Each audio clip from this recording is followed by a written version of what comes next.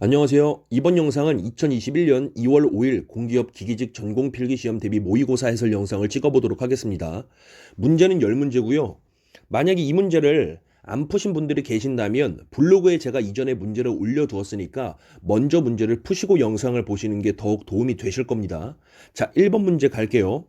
문제 가기 전에 참여자는 103명이었고 난이도는 쉬운 편이었다. 그래서 합격 커트라인은 90점 정도로 생각하고 있습니다. 자, 바로 1번 문제 갈게요. 자, 아래 도형의 X축에 대한 단면 2000모멘트의 크기는 얼마인가라고 나와 있네요. 사실 이러한 문제는 뭐 어떤 공기업에서든 굉장히 많이 출제되고 있는 유형이죠. 보통은 가장 많이 출제되는 게 삼각형 밑변에서의 단면 2000모멘트는 얼마야? 또는 지름이 D인 원의 맨 아래 원주 표면에 접하고 있는 축에서의 단면 2000모멘트는 얼마야? 뭐 이런 것들이 가장 많이 출제가 되긴 해요. 하지만 제가 말씀드린 이 두 가지 형식뿐만 아니라 여기 나와 있는 1번 같은 경우에도 방법은 다 동일하거든요. 그래서 제가 쉬운 문제로 판단을 했지만 정답률이 43% 정도밖에 안 나왔습니다. 여튼 이번 기회에 제대로 아셔가지고 다음 시험에 출제가 되었을 때 절대로 실수하시면 안 됩니다. 자, 문제 바로 풀어보도록 할게요. 이 도형은 먼저 사각형을 두 개로 자른 후에 각각을 구한 다음에 그거를 최종적으로 더하시면 됩니다. 자, 그럼 바로 잘라볼게요. 이렇게 자르면 되겠죠? 그래서 이쪽 부분을 첫 번째 사각형이라고 하고요. 이쪽 부분을 두 번째 사각형이라고 하겠습니다. 자, 우리 기본적으로 얘 지금 정사각형이죠. 자른 사각형 보시면은 변의 길이가 다 똑같으니까요. 그래서 정사각형의 도심에서의 단면 2000모멘트 값 다 알고 계시죠? 일단 써볼게요. 여기다가 쓸게요. 12분의 A의 4제곱.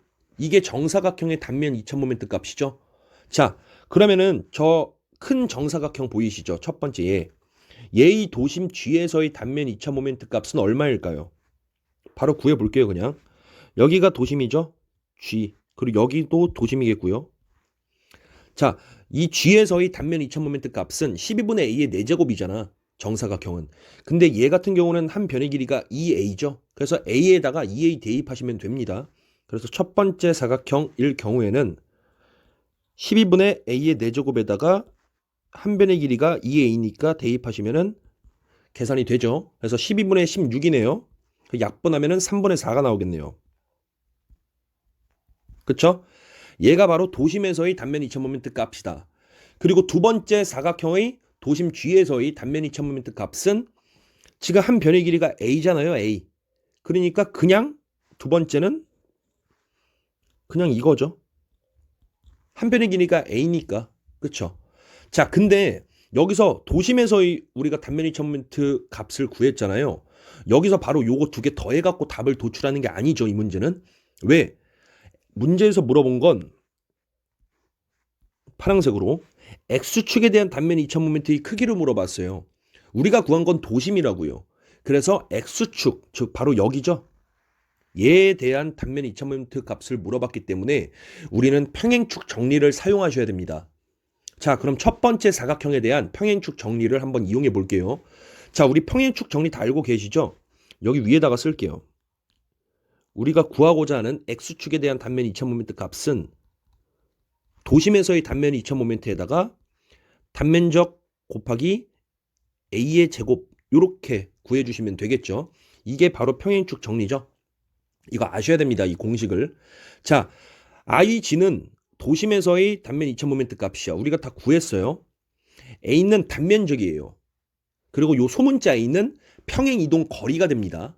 자, 그럼 첫 번째 한번 구해볼게요. 첫 번째 이 사각형에 대한 단면 2000모멘트 값 구해볼게요. X축에 대한 단면 2000모멘트 값 구하는 겁니다.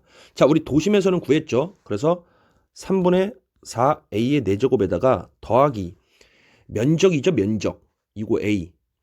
그래서 면적. 지금 가로 세로 곱하면 면적 나오잖아요. 요 큰 거. 한 변의 길이가 2A죠. 그래서 2A 곱하기 2A 하면 4A 제곱 나오고요. 그쵸? 그리고 우리가 평행 이동 거리를 따져봐야 됩니다. 자, 평행 이동 거리는 우리가 구한 거는 처음에 요 축이잖아요. 도심축. 그쵸? 근데 우리가 구해야 되는 것은 요 X축이라고. 이 도심축을 이 X축 방향으로 평행이동 시키려면 얼마만큼 거리로 가면 됩니까? 이 도심은 이 전체 길이 절반이잖아요. 이 전체 길이가 2a죠. 그럼 요만큼은 얼마예요? 절반이니까 a죠. 그래서 이 도심축을 a만큼 평행이동시키면 x축에 접하겠죠. 그래서 평행이동 거리는 바로 a다. 그래서 a의 제곱을 해주시면 됩니다. 자, 그러면 요거 3분의 4, 4a 4제곱이니까 3분의 12, 3분의 16이 나오죠. 요렇게. 그쵸? 자, 두 번째도 한번 구해보도록 할게요. 이거 뭐 잘 모르시는 분들이 계시기 때문에 제가 차근차근 한번 해보도록 하겠습니다. 자, 두 번째는 요 작은 삼각형이잖아요. 자, 우리가 구한 거는 도심에서 12분의 a의 4제곱이죠. 그래서 요거 더하기 면적은 얼마예요? a 곱하기 a죠. 한 변의 길이가 a니까 그래서 a의 제곱. 자, 평행이동 거리를 구하시면 돼요.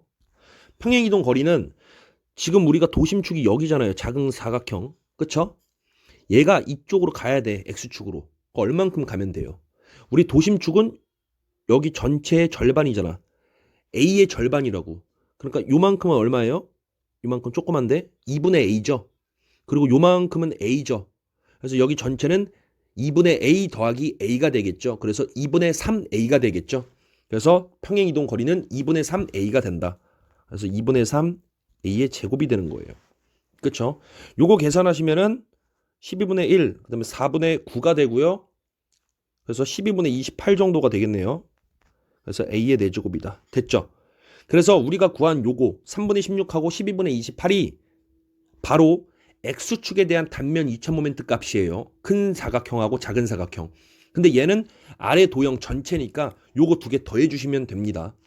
그래서 더해주면 3분의 16 더하기 12분의 28이 되는 거죠. 이해되십니까? 그쵸? 얘 통분하면 얼마예요? 12분의 64죠? 그래서 64 더하기 28하면 92죠? 12분의 92. 약분하면 3분의 23, 1번이 나오게 되는 겁니다. 자, 무슨 문제인지 아시겠죠, 이제는? 그래서 평행이동 거리를 잘 구하시면 충분히 구할 수가 있습니다. 자, 2번 문제 가기 전에 유사 문제도 한번 풀어보도록 하겠습니다. 보통 이렇게 축 위로 붕 떠있는 도형에 대한 단면 이체 모멘트를 구해본 적이 거의 없으실 거예요. 그래서 실제 시험에 만약에 출제가 되면 헷갈릴 수 있을까봐 제가 넣어두었습니다. 자, 한번 바로 풀어볼게요. 자, 우리 삼각형 도심이 여기잖아요. 그렇죠? 우리 도심에서 삼각형 도심 G에서의 단면 2차 모멘트 값 IX 다 암기하고 계시죠? 써볼게요. IX는 36 X축에 대한 단면 2차 모멘트예요. 도심에서의. 그래서 B, H의 3승이다. 요거 다 알고 계실 겁니다. 자, 여기서 B는 얼마예요? 40이고요. H는 높이니까 삼각형 높이니까 30이 되겠네요. 그쵸? 자, 한번 대입하도록 할게요. 자, 36분의 40 곱하기 30의 세제곱. 그쵸? 요 계산하시면 얼마야? 3만이 나오네요. 됐습니다. 요거 30에 제곱하면은 27,000이고 27,000 곱하기 40 하면은 나오잖아요. 그쵸? 108 나오니까 딱 3만 나오죠. 자, 여기서 근데 구하라고 하는 것은 x축에 대한 단면 2차 모멘트 값이잖아요. 그쵸? ix 값. 그래서 이 파란색 쭉 보이세요? 요거에 대한 단면 2차 모멘트 값 ix를 구하는 거야. 그러니까 당연히 평행축 정리를 이용해야 돼요. 우리가 구한 3만은 여기 도심에서예요. 여기 도심에서의 요거예요, 요거. x축 방향, 즉 도심에서의 x축 방향 단면 2차 모멘트 값이 3만이에요. 근데 구하라는 것은 이 파란색 축에 대한 거니까. 그래서 우리가 평행축 정리를 이용하시면 됩니다. 자, 그럼 이 민트 색깔 요 도심에서의 x축이 xx 파란색 축으로 접하려면 평행이동 얼마만큼 하면 돼요? 얼마만큼 하면 됩니까? 그쵸? 여기는 50이라고 나와 있어요. 그쵸? 여기 50. 근데 요만큼은 우리가 구해야 되죠. 우리 삼각형에서 무게중심점 도심 G는 2대1로 내분하잖아요. 요 전체 이 길이를. 여기가 2대1이잖아. 그쵸? 그래서 요만큼 거리는 3분의 1에 해당하죠. 전체 높이 30에. 여기 높이잖아. 그래서 30 곱하기 3분의 1 하면 10이죠. 그래서 요만큼이 10이 되는 거예요. 그리고 요만큼은 얼마가 되는 거야? 20이 되는 거죠. 근데 우리가 필요한 건 10 더하기 요것만 하면 되잖아. 그래야 여기 전체 거리, 평행 이동 거리가 나오니까. 그죠? 그래서 10 더하기 50. 여기 50이라 나와 있죠? 그래서 60이네요. 아, 민트색 요 축이 XX 파란색 축에 이동하려면 60만큼 평행 이동하면 되는구나. 그럼 모든 게 끝났네요. 자, 우리가 구하고자 하는 IXX에 대한 단면 2차 모멘트 값은 우리가 구한 거 3만 더하기. 그쵸? 그리고 A 곱하기 이 단면적 곱하기 평행 이동 거리였잖아요. 이렇게. 그쵸? 자, A는 단면적이잖아. 저 삼각형에. 즉 2분의 1 곱하기 밑변 곱하기 높이라고요. 해볼게요. 여기만. 자, 2분의 1 곱하기 밑변 얼마? 40. 그죠? 높이 얼마? 30. 이게 면적 아닙니까? 이 대문자 A. 그리고 평행 이동 거리의 제곱이죠. 아까 평행 이동 거리 60이라고 했죠. 그래서 60의 제곱. 요거 하신 다음에 3만을 더해 주시면은 우리가 구하고자 하는 답이 나오겠네요. 자, 60의 제곱이니까 3600이죠. 3600이랑 요거 약분하면 20이야. 그래서 72,000 되고 30 곱하면 216000이 되겠네요.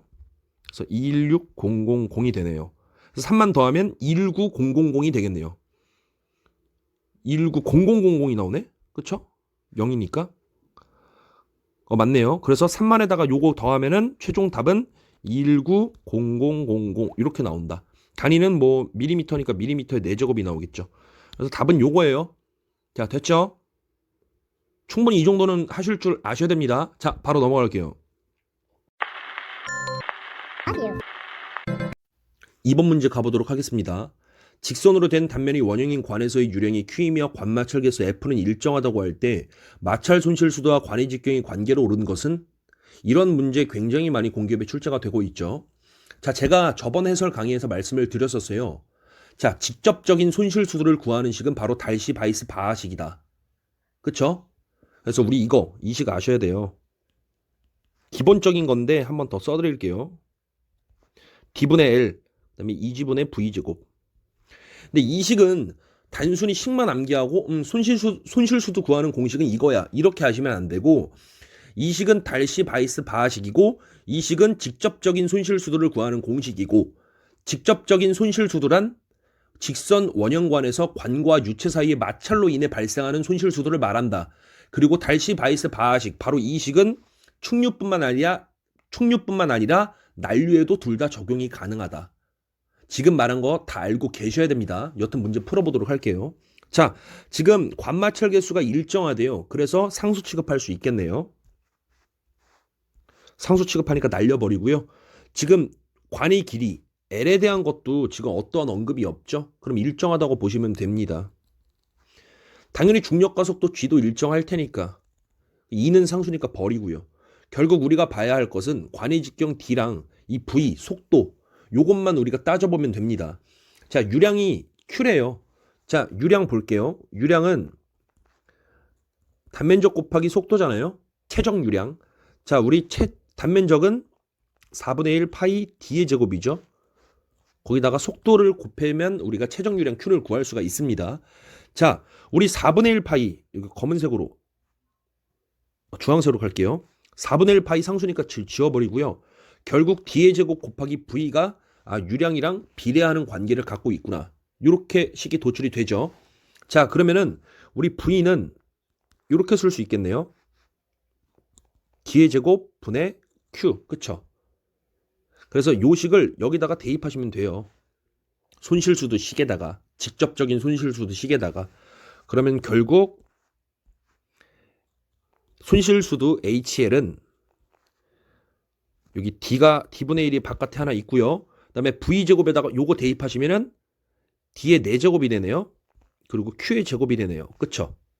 요거 D 곱하기 D의 4제곱하면 D의 5승이 되네요. 결국에 D의 5승, Q의 제곱. 이렇게 되는 거네요. 결국에 이게 비례관계죠. 왜냐면 우리가 아까 상수 같은 거 다 날려버렸으니까 식이 성립하는 건 아니고 비례관계가 되는 거죠. 그래서 비례관계다. 그래서 손실수도는 관의 직경 5승에 반비례한다가 나오네요. 그렇죠? 여기 분모에 있으니까 D의 5승이. 그래서 답은 4번이 되는 겁니다. 무슨 말씀인지 아시겠죠? 아마 많은 분들이 실수했던 건 아마 요거를 고려하지 않았지 않았나. 아마 요거 고려 안 했을 거예요. 그래서 요런 것들도 챙겨 가셔야 돼요. 어떤 것들 변수가 숨어져 있는지. 자, 바로 다음 문제 가보도록 하겠습니다. 자, 3번 아래 평면 응력 상태의 응력 요소에서 최대 전달 응력의 크기로 옳은 것은 이거 그냥 바로 제가 이전에 모원 그리는 방법에 대한 영상은 3개로 나눠서 자세하게 영상을 올렸기 때문에 이 문제는 간략하게 빠르게만 풀게요. 자, 최대 전달 응력을 구하라. 즉 모원 그린 다음에 모원 반지름 얼마야? 이걸 물어보는 것과 같은 문제죠. 자, X축으로는 땡기고 있네요. 그쵸? 땡기고 있으니까 인장 응력이 작용하죠. 그래서 인장은 부호가 플러스니까 X축 방향으로 작용하는 응력 시그마 X는 플러스 100. 그쵸? 그리고 Y 방향으로는 지금 누르고 있네요. 누르고 있으니까 압축 응력이 작용하죠. 압축은 부호가 마이너스니까 Y축 방향으로 작용하는 응력은 마이너스 50이 되네요. 그래서 이 응력 요소를 우리가 모원상 그래프에다가 그리시면 됩니다. 그리고 여기서 응력 요소에서 볼 때는 지금 전달 응력이 작용하지 않잖아요. 그래서 이 응력 상태는 이축 응력 상태라고 보시면 됩니다. 자, 모원을 그려볼게요. 모원 아래다가 그려놨습니다. 요 정도만 빨리빨리 할게요. 요거는 제가 이미 영상을 구체적으로 모원 그리는 방법 찍어놨기 때문에. 자, 볼게요. 아까 이게 시그마 X였죠. 플러스 100. 그 다음에 시그마 Y는 압축이었으니까 마이너스니까 원점 기준으로 좌측에 찍혀질 거고요. 자, 이축 응력이니까 그 교점 두 개를 잇는 원을 하나 그어주면 이 원 민트색이 하나 생기죠. 이게 바로 모원이다. 모원의 중심이 여기 있겠네요. 모원의 중심을 어떻게 구하죠? 시그마 X랑 시그마 Y를 더해요. 그리고 반으로 나눠요. 그럼 100 더하기 마이너스 50이니까 50이죠. 그거 반으로 나누면 25죠. 그래서 여기는 25다. 그쵸? 자, 그럼 여기가 모원의 중심이야. 이 모원 중심에서 여기 끝까지 거리가 바로 모원의 반지름 R이잖아요. 이 중심에서 여기 끝까지 거리가 당연히 반지름 아닙니까? 얼마예요? 자, 여기 원점에서부터 여기까지가 100이야. 그쵸? 근데 여기서부터 여기까지가 25야. 그쵸? 여기가 100이야. 그럼 요만큼 얼마예요? 75죠? 즉 반지름은 75가 나오는 거예요. 우리 문제에서 뭐 구하라고 그랬죠? 최대 전달 응력의 크기를 구하라고 그랬죠? 자, 끝났네요. 모원의 반지름이 최대 전달 응력 크기이다. 그래서 답은 4번이다. 이렇게 구하시고 넘어가시는 겁니다. 요 정도로만 할게요. 바로 넘어갈게요. 자, 4번입니다. 아래 보기에 열과 일에 대한 설명이 나열되어 있다. 이에 대한 설명 중 옳은 것은 모두 몇 개인가라고 나와 있네요. 이것도 정답률이 좀 낮아요. 아마 보기 2번에서 많이 실수를 하셨을 겁니다. 읽어보도록 할게요. 첫 번째 보기. 열과 일은 에너지지만, 에너지 맞죠? 하지만 서로 변환될 수 있죠. 근데 변환될 수 없는 독립적인 개념이라고 나와 있으니까 틀렸죠. 열과 일은 서로 에너지로서 서로 변환될 수가 있습니다. 심지어 에너지 단위, 기본적인 단위가 뭐죠? 줄이죠. 열도 단위가 기본적으로 줄도 쓰일 수도 있고 일도 줄로도 쓰일 수도 있잖아요. 서로 변환되는 개념이 맞습니다. 자, 두 번째 보기 읽어볼게요. 열과 일은 과정의 경로와 관계가 있는 상태함수가 아니라 경로함수 또는 도정함수죠. 열과 일은 상태함수가 아닙니다. 상태함수는 점함수 또는 상태량과 같은 말이에요. 뭐라고요? 상태함수는 점함수 또는 상태량과 같은 말이다. 그래서 상태함수에는 뭐 엔트로피, 엔탈피, 내부 에너지 이런 애들이 있습니다. 그래서 틀린 말이 되고요. 세 번째 보기. 열역학 제1법칙은 열과 일의 변환 관계를 나타내는 법칙이다. 맞는 말이죠.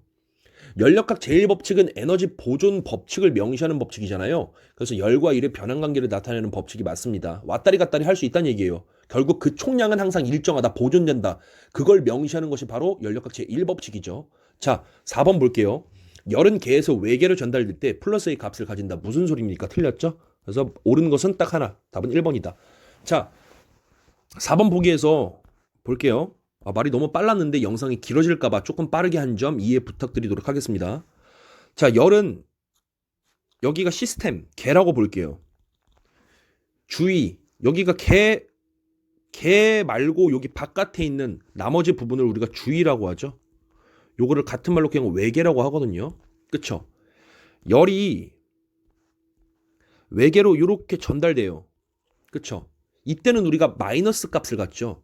우리가 개로 열이 들어올 때, 즉 개에서 열을 흡수할 때 이런 경우가 플러스잖아요. 이거 기본적인 거죠.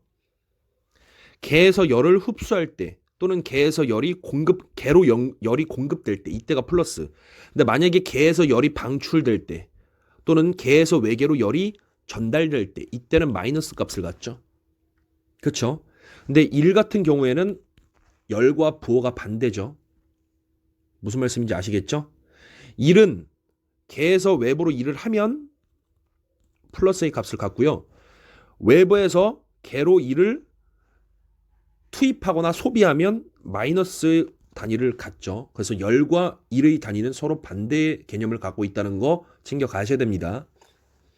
자, 바로 그냥 5번 넘어갈게요. 너무 길어질 수 있기 때문에 계속 말이 계속 나오게 돼요. 너무 중요한 것들 또는 여러 가지가 계속 생각나서 자, 요 정도로만 딱 끊겠습니다. 자제할게요. 자, 5번 갈게요. 자, 5번 아래 외팔보의 중앙의 P 끝단에 0.5P 즉 2분의 1 P가 작용하고 있다. 이때 B 지점에서의 처짐각은 얼마인가? 자, 우리 일단 얘는 보지 말고 얘 P에 의한 요 B점에서의 처짐각을 먼저 구하면 되겠죠. 요거 그냥 면적 모멘트법 하면 되잖아요. 우리 면적 모멘트법 써볼게요. 요렇게 되죠. 그냥 빠르게 풀게요. 자, 여기서 작용하는 이만큼 모멘트의 크기는 고정단에서의 모멘트의 크기잖아. 그러니까 P 곱하기 2분의 L 요만큼 거리를 해주면 여기 모멘트의 크기가 나오겠죠. 요만큼 크기. 즉 P 곱하기 2분의 L 하면 2분의 PL. 그래서 여기는 2분의 PL이다. 그쵸?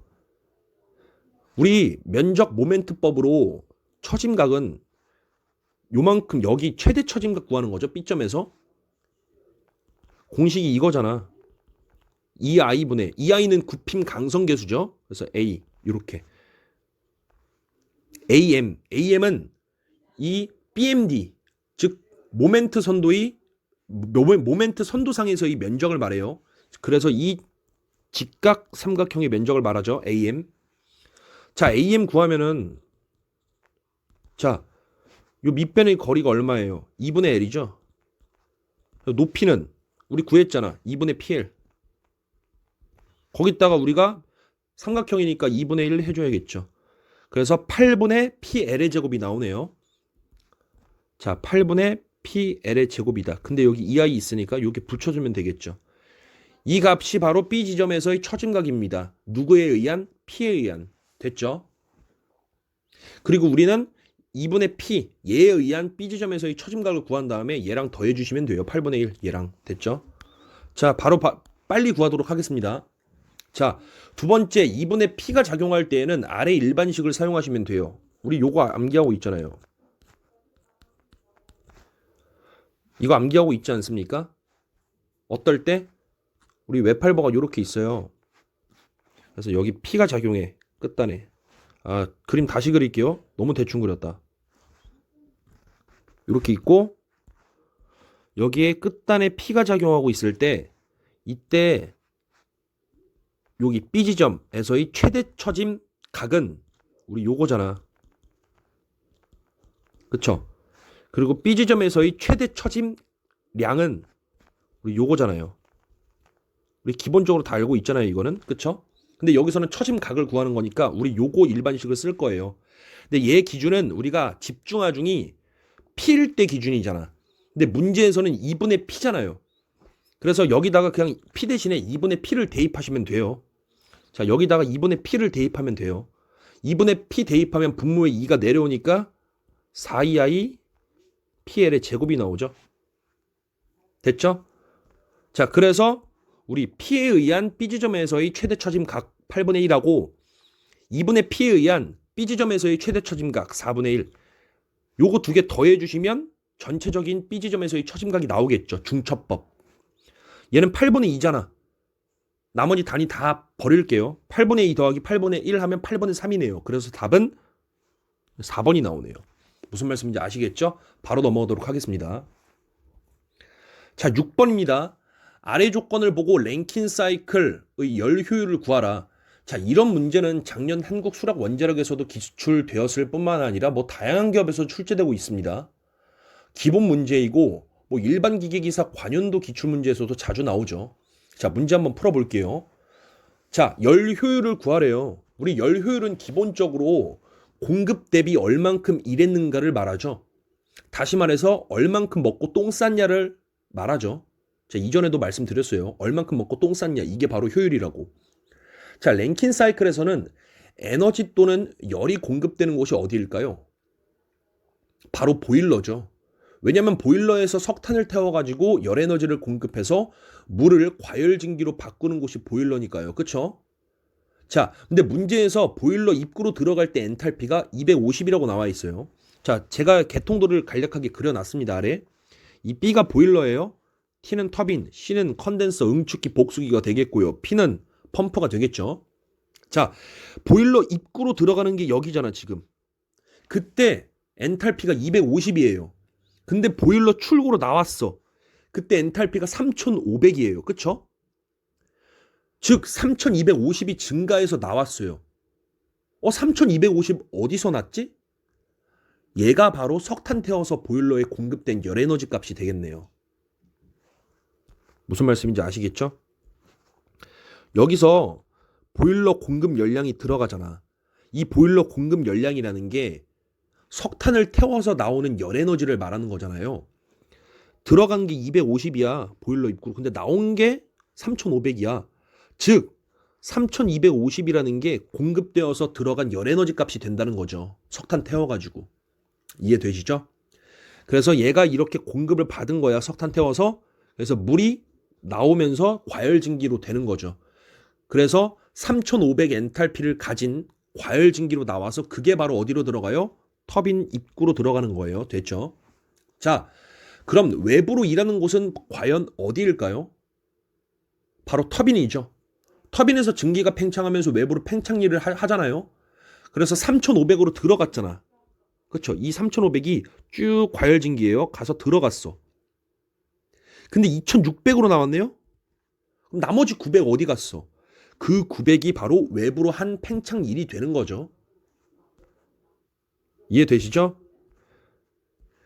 이 900이 바로 터빈 1이 되는 거야. 터빈 1, 팽창 1이. 외부로 한 일, 즉 출력이 된다고 보시면 돼요.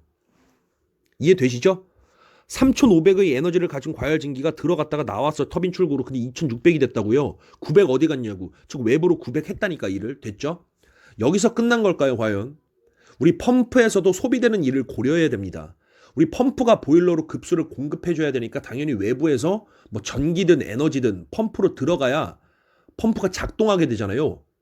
당연한 얘기 아닙니까? 펌프에 아무것도 안 했는데 펌프가 작동해요? 외부에서 전기를 끌어쓰든 에너지가 필요하잖아요. 그러니까 소비일이라고, 소비일. 우리가 써야 되는 에너지니까. 그쵸? 우리가 여기로 그러니까 펌프일이 투입된다는 거예요. 얘는 소비일이야, 소비일. 그쵸? 240으로 펌프에 들어갔는데 250으로 나왔잖아. 즉 얼만큼 투입됐지? 10만큼 투입이 됐구나. 얘는 우리가 사용한 에너지 값이 되는 거예요. 자, 그럼 결국 아까 우리가 열 효율은 공급 대비 얼마만큼 일했어? 그걸 말하는 거죠. 결국에 식으로 표현해 보면 공급 대비 얼마만큼 일했어? 공급은 얼마야? 얘밖에 없네요, 지금. 아까 이만큼 보일러로 공급했다고 했잖아요. 그 에너지만큼. 3250. 자, 공급 대비 얼마만큼 일했어? 일은 우리가 바깥에다가 아까 900만큼 일했죠, 터빈이. 그래서 900. 자, 요렇게 하면 될까요? 아니에요. 우리 펌프 소비일 이 10도 우리가 고려를 해줘야 돼요. 근데 이 10은 중요한 게 우리가 외부로 바깥으로 한 일이 아니라 우리가 펌프를 가동시키기 위해서, 즉 급수를 보일러로 공급시키기 위해서 우리가 외부에서 에너지를 끌어다 쓴 거예요. 소비일이라고. 그러니까 우리가 얻은 일이 아니라 소비했어. 그러니까 마이너스 10이 되는 거죠. 됐어요? 그래서 3250분의 890 곱하기 100%. 이게 바로 열 효율이 되는 거죠. 랭킨 사이클에. 그래서 요거 계산하시면 27.4%가 나올 겁니다. 그래서 답은 2번이다. 무슨 말씀인지 아셨죠? 그래서 간단하게 그냥 랭킨 사이클, 즉 발전소가 어떤 식으로 원리가 이렇게 이루어지는구나. 그 프로세스를 이해하시면 됩니다. 뭐 단순히 열효율은 보일러 공급 열량분의 터빈 일 빼기 펌프 일, 뭐 이런 식으로 암기를 하시는 게 아닙니다.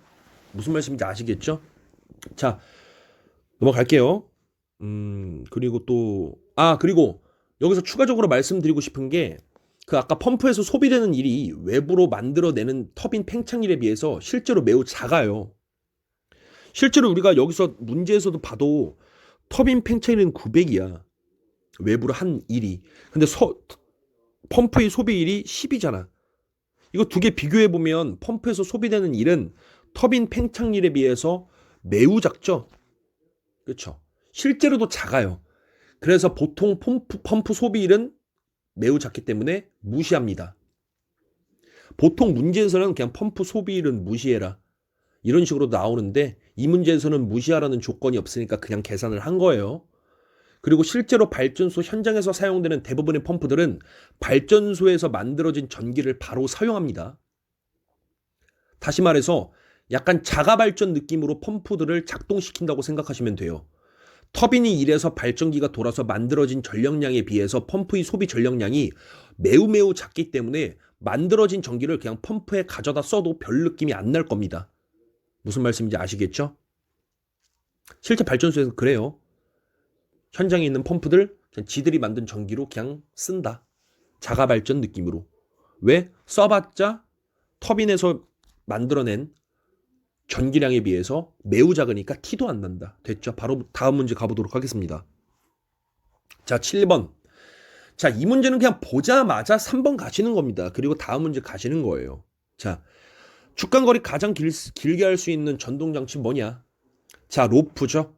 우리 로프는 두 풀리 간의 축간거리가 매우 길 때 사용하는 간접 전동장치죠. 죄송해요. 제가 약간 감기 기운이 있어가지고 약간 코가 좀 맹맹해서 목소리가 조금 이상하게 나온다는 점 양해 부탁드리겠습니다. 약간 말도 좀 막혀요. 코가 지금 막힌 느낌이라 죄송해요. 자, 어쨌든 로프. 우리 와이어 로프면은 축간거리가 한 50에서 100m. 섬유질 로프면 축간거리가 10에서 30m. 이게 와이어 로프, 이게 섬유질 로프예요. 이것까지도 암기합시다. 그리고 로프는 축간거리가 길면은 로프가 진동하긴 해요. 막 덜덜덜 떨리긴 하겠지. 로프가 축간거리가 너무 길면. 그래서 덜덜덜 떨리면서 동력 손실이 유발되긴 해요. 다만 풀리와 로프 사이의 마찰력이 크기 때문에 전달하고자 하는 설계 동력까지 큰 무리는 안 갑니다. 그래서 로프는 축간거리가 좀 길어도 상관없어요. 됐죠? 자, 벨트 전동장치는 우리가 평벨트는 축간거리가 10m 이하. 이거 암기합시다. 왜? 공기업 기출에서 나왔기 때문에. 평벨트는 축간거리가 얼마? 10m 이하. 자, V벨트는 축간거리가 얼마? 5m 이하. 요거 암기 부탁드리겠습니다. 됐죠? 자, 기어 같은 것은 우리가 당연히 축간거리가 작은 좁은 공간에서 보통 많이 사용하죠. 기어. 우리 만약에 축간거리가 기어 같은 경우에 엄청 길다고 생각해 보세요. 그럼 기어도 엄청 크게 제작해야 하는데 뭐 재료값, 인건비, 가격만 비싸지지 당연히 비효율적이죠. 말도 안 됩니다. 자, 체인 같은 경우는 우리 만약에 축간거리가 너무 길면 체인이 막 덜렁덜렁 되겠죠. 동력 손실 당연히 많이 유발되고요. 근데 물론 체인은 제가 앞선 그 영상 해설 강의에서 말씀드렸다시피 마찰력으로 동력을 전달하는 요소가 아니라 스프로켓 휠과 링크가 맞물려서 전동하죠. 그쵸? 그래서 자전거 체인을 생각해 보시면 돼요. 그래서 너무 덜렁덜렁 되면 막 체인이 빠질 수가 있다니까. 그래서 축간거리를 길게 못해요. 체인은. 로프에 비해서. 무슨 말씀인지 아시겠죠? 자, 8번 갈게요. 또 체인이야. 자, 그냥 만약에 진짜 한번 풀어볼게요. 자, 옳은 거 구하래. 오케이. 맞아. 개소리. 2번. 이런 식으로 가시는 거예요. 무슨 말씀인지 아시겠죠? 자, 설명드려야겠죠. 자, 체인은 마찰력으로 전동을 하는 게 아니죠. 다시 말해서 체인은 마찰력으로 동력을 전달하는 전동장치가 아니라 스프로킷 휠하고 링크가 서로 맞물려서 동력을 전달한다. 그래서 기어랑 같은 원리라고 보시면 됩니다. 기어도 2와 2가 서로 맞물려서 동력을 전달하죠. 다시 말해서 맞물려서 전동하니까 미끄럼이 없겠죠. 이빨이 서로 끼어 있으니까 미끄럼이 있겠어요? 없겠죠. 그러니까 정확한 속도비가 가능하고 큰 동력 전달이 가능하고 이에 따라서 전동 효율이 높아지겠네요. 자, 그래서 맞는 말이고 맞는 말이죠. 자, 두 번째, 초기 장력이 필요 없지만 충격 흡수가 어렵다라고 나와 있네요. 자, 초기 장력이 필요 없는 거 맞습니다. 체인의 대표적인 특징이죠. 벨트 전동 장치는 제가 이전에 말씀드렸을 거예요. 벨트 전동 장치는 이빨 없이 오로지 풀리와 벨트 사이에 마찰력으로 동력을 전달하죠. 그래서 마찰력이 크면 클수록 동력을 잘 전달해요. 벨트 전동 장치일 경우에는. 따라서 벨트 전동 장치는 운전하기 전에 미리 벨트에 장력을 가해가지고 벨트가 땡땡하게 만들어져야 벨트가 풀리면에 땡땡하게 잘 붙고 잘 접촉이 되고 그래서 마찰력이 더 많이 생기니까 더 많은 동력을 전달할 수 있어요. 벨트 전동 장치는. 그래서 결론적으로 벨트는 운전 전에 미리 벨트를 당겨줘야 해. 그래서 초기 장력이 필요해. 근데 체인은 마찰력으로 동력을 전달하는 것이 아니라 링크랑 스프로킷 휠에 서로 맞물려서 전동된다고 했죠. 따라서 마찰력으로 동력을 전달되는 게 아닌데 마찰력이 필요 없어요. 얘는 그냥 맞물려서 전동하는 거잖아. 근데 무슨 운전 전에 초기 장력이 필요합니까? 초기 장력 가해줄 필요가 없죠. 이해되시죠? 그리고 체인은 탄성에 의한 충격 흡수가 가능합니다. 자, 네 번째 보기 갈게요. 진동과 소음 발생해요. 고속회전에 적합하다고요? 아니요, 부적합해요. 자전거 체인 한번 생각해 볼게요. 자, 우리가 어릴 때 자전거 탈 때 엄청 빠르게 가려고 막 일어서 가지고 페달 밟은 적 다 있죠?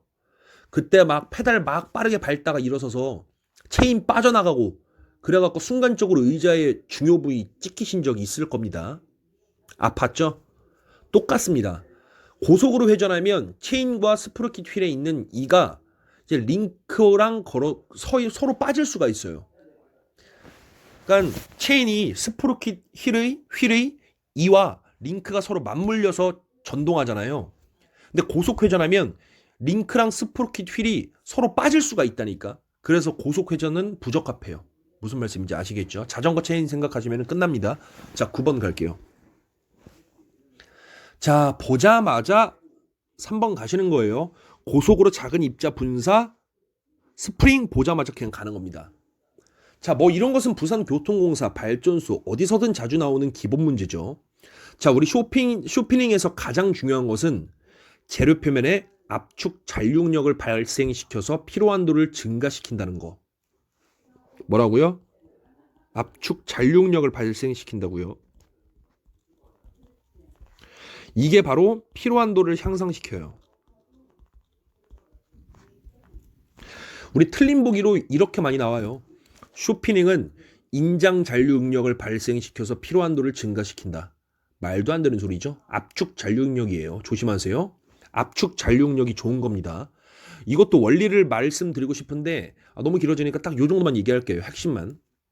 자, 어쨌든 쇼피닝이 압축 잔류응력을 재료 표면에 발생시켜서 피로한도를 증가시킨다. 그렇죠? 자, 피로한도를 증가시키니까 반복 하중에 대한 저항력이 커지겠죠? 다시 말해서 반복 하중에 대한 저항력이 좋아지겠죠?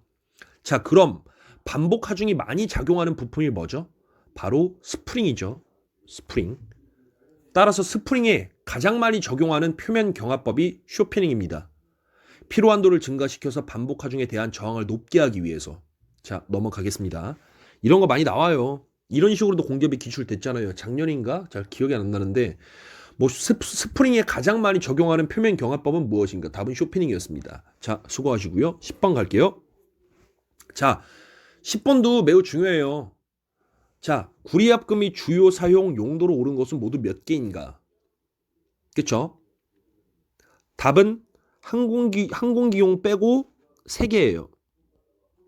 항공기용 빼고 나머지 장식용, 전기 배선용, 열 교환기용으로 사용이 됩니다.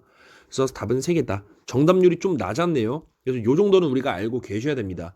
출제에 예상되는 문제거든요. 자, 우리가 장식용 같은 거는 우리가 청동 같은 거 생각하시면 되겠고요. 우리 그 한국사 다 배워봤잖아요. 청동 같은 거 장식품 같은 데다 많이 사용하잖아요. 그렇죠? 그래서 장식용은 청동을 생각해보자. 됐죠? 그리고 열 교환기용은 우리가 애드미럴티 황동을 생각하시면 되겠습니다. 애드미럴티 황동은 뭡니까? 73 황동에다가 주석을 1% 정도 섞은 게 애드미럴티 황동이죠. 그래서 용도로는 증발기, 열 교환기 또는 해군 제복 단추에 사용되는 게 바로 애드미럴티 황동이었고요. 네이벌 황동은 육사 황동에다가 주석을 1% 정도 첨가한 거. 그래서 용도는 용접용 파이프 용도로 많이 사용이 되고 있고요. 제가 말한 것들 이렇게 툭툭 나와야 돼요. 됐죠? 자, 전기 배선용 같은 경우에는 우리 구리는 당연히 전기 전도도가 높죠. 그래서 당연히 전기 배선용으로 많이 사용되고 있습니다. 심지어 구리는 가격도 굉장히 저렴한 편이고요. 가격도 저렴해. 전기 전도도도 좋아. 그러니까 당연히 전기 배선용으로 많이 사용되지. 당연한 거 아닙니까? 그래서 세 개다. 자, 항공기용에는 우리가 구리 합금을 많이 쓰는 게 아니라 항공기용에 가장 많이 쓰는 합금이 뭘까요? 바로 알루미늄 합금이죠. 우리 고강도 알루미늄 합금하면 뭐가 생각나세요? 바로 두랄루민이죠. 두랄루민이 바로 항공기 외판에 많이 사용되죠. 고강도 알루미늄이니까. 자, 이 정도만 하고 바로 끝내도록 하겠습니다.